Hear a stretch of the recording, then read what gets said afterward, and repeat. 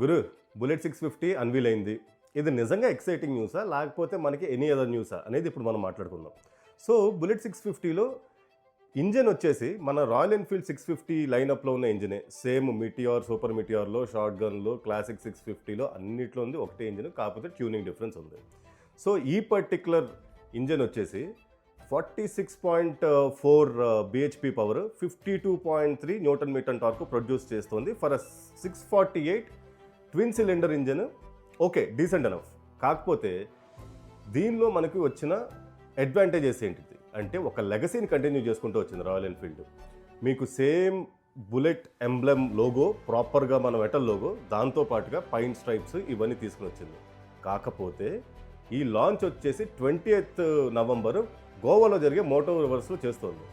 దీంతో పాటుగా హిమాలయన్ 750 కూడా లాంచ్ చేస్తుంది అనే రూమర్స్ ఉన్నాయి. కాబట్టి అది ఇంకా పెద్ద ఎక్సైటింగ్ న్యూస్, దాని గురించి తర్వాత మాట్లాడుకుందాం.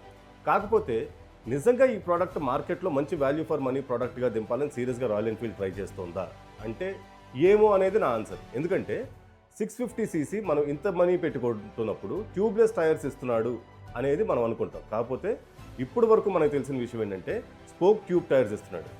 మళ్ళీ ఈ పంచర్ ప్రాబ్లమ్ ఇంటర్సెప్టర్లో మనం పడ్డాం, మళ్ళీ ఇప్పుడు పడతామేమో అని చెప్పి నా నమ్మకం. కాకపోతే ఏంటంటే మీ ఒపీనియన్ కింద కమెంట్లో తెలియజేయండి.